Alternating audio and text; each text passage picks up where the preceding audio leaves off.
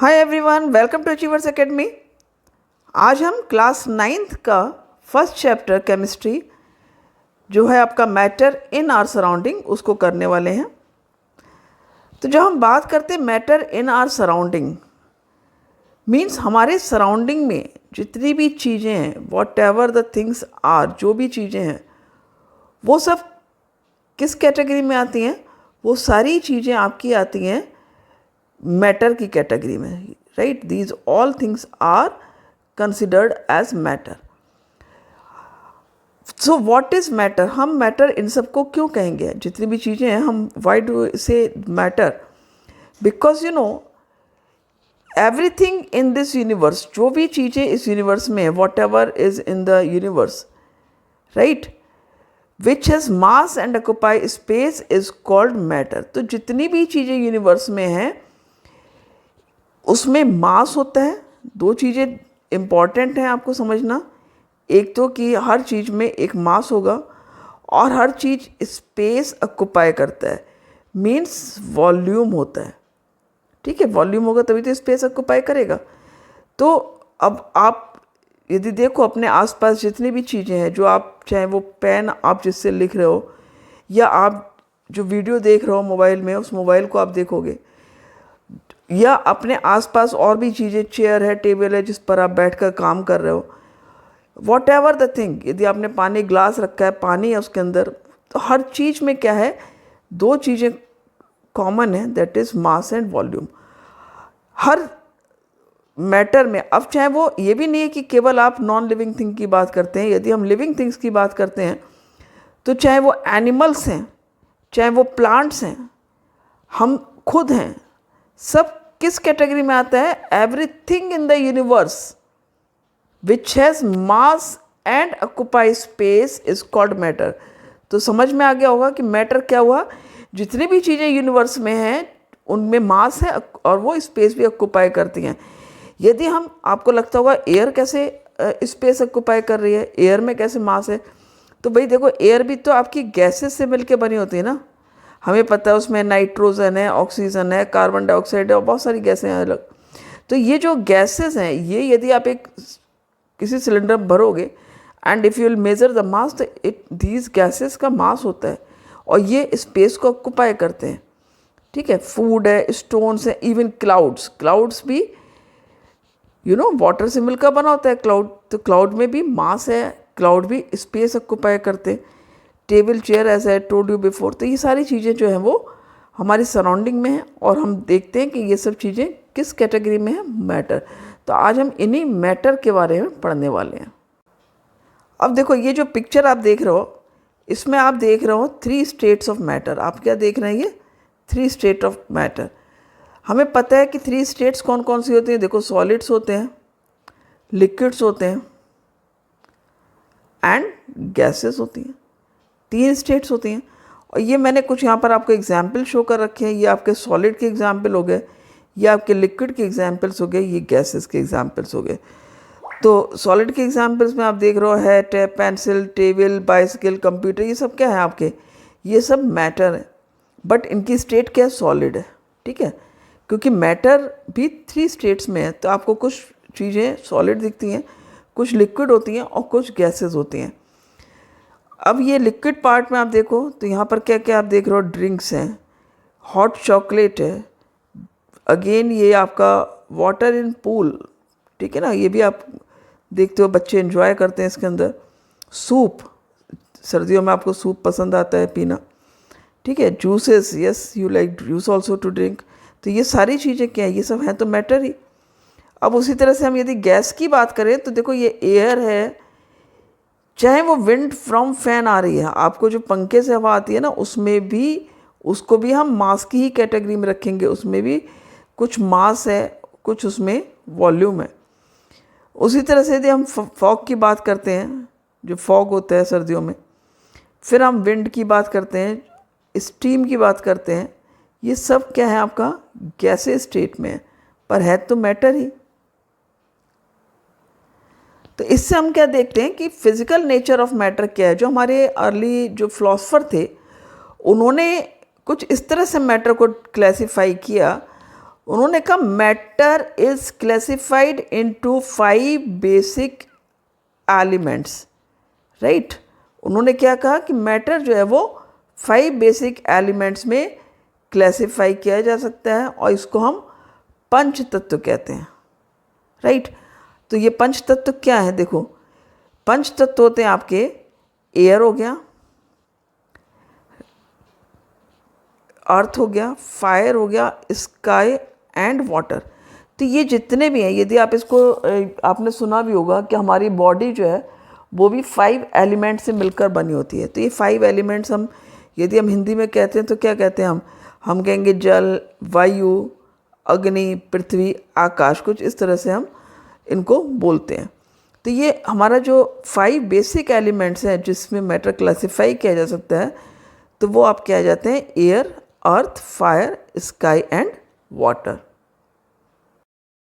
So now अब हम क्या देखते हैं, physical nature of matter. Physical nature की हम बात करते हैं मैटर की। तो जब फिजिकल नेचर की बात करते हैं then here you will study about 2 things. One is matter is made up a particle और दूसरा how small these particles are. तो पहले हम देखते हैं matter is made up of particles.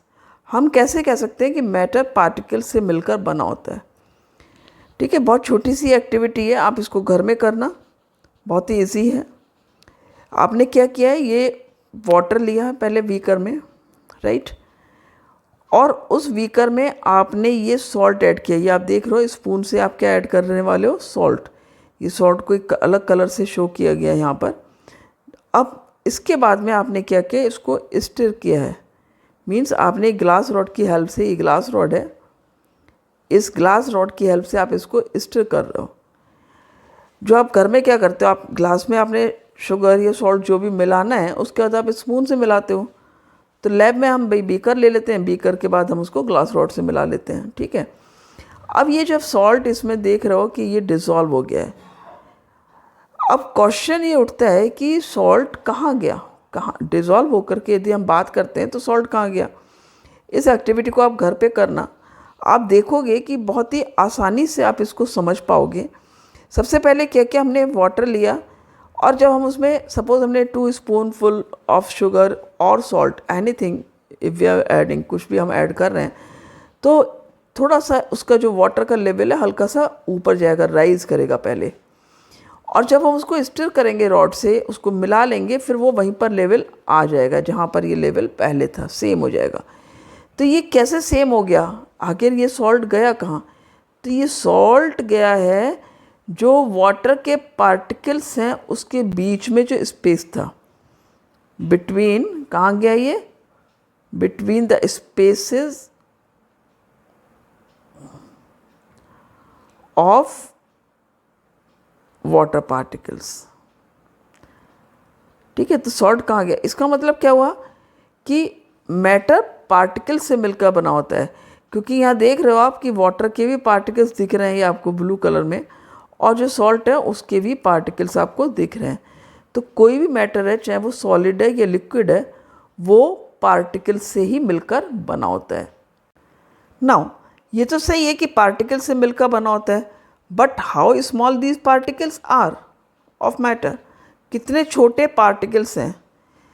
तो इसको समझने के लिए हम कुछ एक्टिविटी कर रहे हैं यहाँ पर फिर से, और इसमें देखो बहुत ही इंटरेस्टिंग है ये हमने क्या लिया है, वाटर लिया है। What is this inside the beaker, this is water, 100 ml water लिया है, और इस स्पून में हमने जो लिया है दिस इज़ KMnO4, जिसको हम कहते हैं पोटेशियम परमैंगनेट। हमने क्या लिया, ये पोटेशियम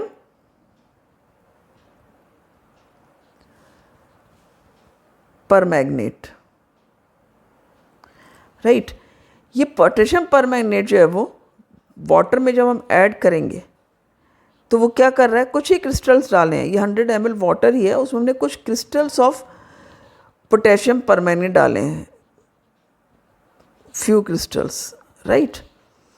अब उससे क्या हुआ, इस कलर को देख सकते हो आप, ये पर्पल कलर हो जाता है इसका, ठीक। अब ये कलर चेंज किया इन फ्यू क्रिस्टल्स ने। अब उससे ज़्यादा इंटरेस्टिंग क्या है, आप देखो what you are doing here, ये एरो आप देख रहे हो और ये एक टेस्ट ट्यूब दिख रही है जिसमें ये 10 ml आपने देखा ये कलर्ड सॉल्यूशन है। तो ये हमने इस वाले बीकर से कलर्ड सॉल्यूशन निकाला, ठीक है, ये निकाला हमने इससे। और यहाँ पर हमने क्या लिया था, ये 90 ml हमने वाटर लिया था और उसमें हमने क्या किया 10 ml यही वाला सॉल्यूशन डाल दिया, तो 100 ml हो गया ये। लेकिन क्या दिख रहा है यहाँ पर कि ये भी कलर्ड है, इसका कलर डार्क था पहले, इसका थोड़ा सा लाइट हो गया। सेम हमने प्रोसेस रिपीट की, यहाँ पर हमने फिर 10 ml लिया इस वाले बीकर से, ठीक है, ये दिख रहा है ना, ये यहाँ से 10 ml ले लिया। फिर हमने यहाँ पर फिर से हमने देखो 100 ml बनाना है तो हमें 90 ml वाटर लेना होगा ना, तभी तो 10 ml मिलाएंगे और 100 ml बनेगा। अब क्या देख रहे हैं हम कि यस ये भी कलर्ड तो हुआ है लेकिन हाँ थोड़ा सा लाइट हुआ है। Again the same thing happens, हमने फिर से यहाँ से 10 ml निकाला सॉल्यूशन और फिर हमने 90 ml वाटर में इसको मिलाया, ठीक है, यहाँ भी ये कलर्ड हुआ है सॉल्यूशन, बट क्या दिख रहा है, colour is going to be fade, थोड़ा थोड़ा हल्का होता जा रहा है कलर। लेकिन कैन यू इमेजिन कि इससे क्या पता लगता है कि the particles of matter are very very small, these particles are very very small and these are small beyond our imagination. हम इमेजिन भी नहीं कर सकते कितना छोटा साइज पार्टिकल्स का होता है। And you can see that few crystals only we took, हमने बहुत ही कम क्रिस्टल्स लिए थे और हम उससे थाउजेंड्स ऑफ लीटर वाटर को कलर कर सकते हैं। तो इससे हमें क्या पता लगता है कि ठीक है, मैटर पार्टिकल से मिलकर बनाया और ये पार्टिकल्स बहुत ही छोटे साइज में होते हैं। अब हम इसको समझने के लिए आगे देखते हैं। अब हमने ये तो देख लिया कि ठीक है पार्टिकल से मिलकर बनाया, पार्टिकल्स बहुत छोटे होते हैं साइज में, तो हमें देखना है कि इन पार्टिकल्स की कैरेक्टरिस्टिक्स क्या होती हैं और ये बहुत इंपॉर्टेंट होता है for the point of view of examination. आपके एग्जाम में कई बार यही क्वेश्चन आ जाएगा, simply write down the characteristics of particles of matter. तो आपको ये 3 पार्टिकल्स की जो कैरेक्टरिस्टिक्स मैंने यहाँ पर लिखी है ये आपको लिख देंगे, ठीक। पहली क्या है कि particles of matter have space between them. First part क्या आपकी प्रॉपर्टी है, कैरेक्टरिस्टिक प्रॉपर्टी, कि जो पार्टिकल्स हैं मैटर के उसके बीच में स्पेस होता है। दूसरा क्या है, particles of matter are continuously moving, लगातार मूव करते रहेंगे। और तीसरा क्या है कि particles of matter attract each other. तो ये 3 जो कैरेक्टरिस्टिक प्रॉपर्टीज़ हैं पार्टिकल्स की, वो हम देखते हैं कि किस तरह हम इसको एक्सप्लेन करेंगे। सी फर्स्ट प्रॉपर्टी है particles of matter have space between them. This is our first property जो हमने देखी वो ये है। तो इसमें हमने क्या देखा कि यस ये हमारे सॉलिड के पार्टिकल्स हम देखें तो these are the solid particles,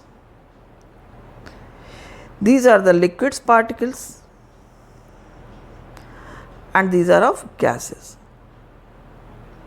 right? तो you can see कि there is space between them। यहाँ कितना space है यहाँ पर liquid के बीच में, gases में और ज़्यादा space होता है and जो आपका solid है उसमें बहुत ही minute space होता है between the particles। तो जो तीनों स्टेजेस हैं हमारी सॉलिड, लिक्विड और गैसेस की, यदि हम उसमें देखें तो यस पार्टिकल्स में स्पेस होता है।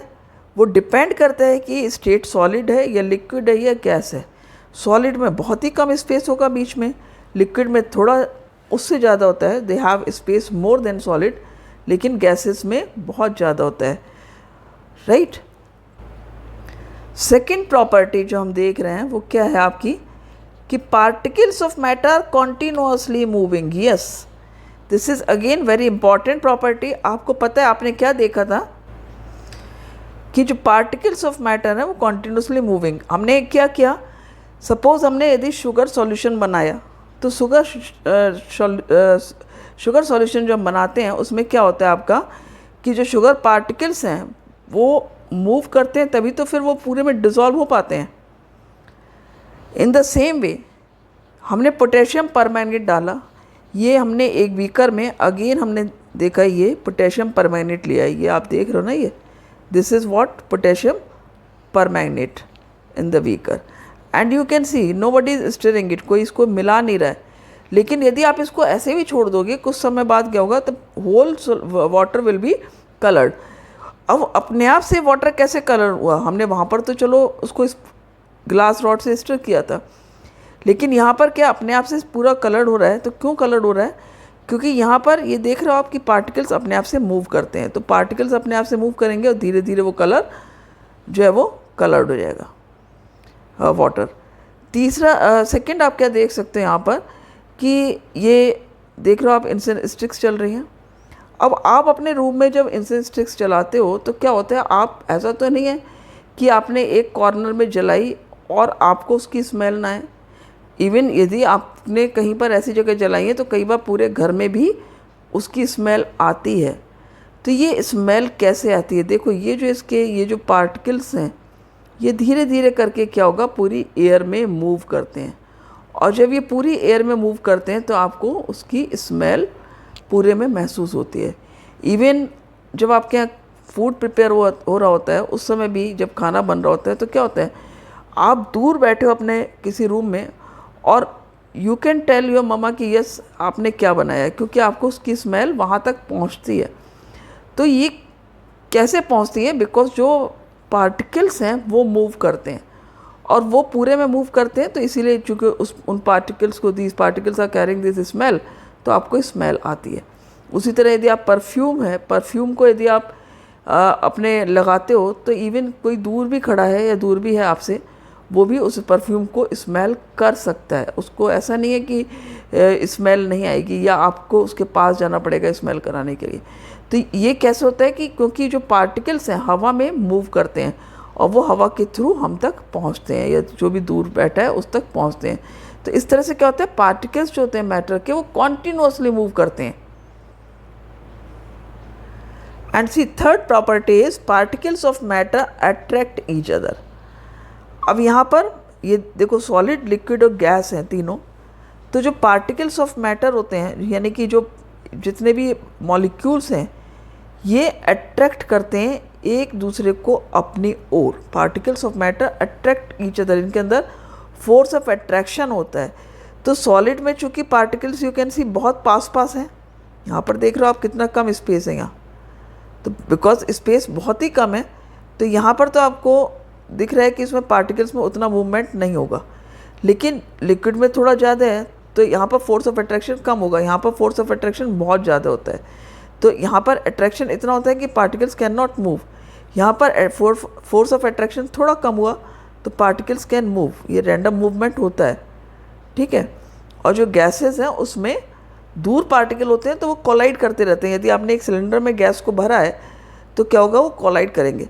तो है क्या कि particles of matter attract each other, एक दूसरे को अट्रैक्ट करते हैं। बट डिफरेंस क्या है, it depends on the state of matter.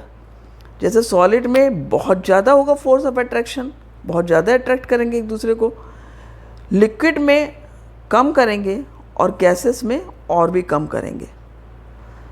So that's all for today. Thank you for watching the video.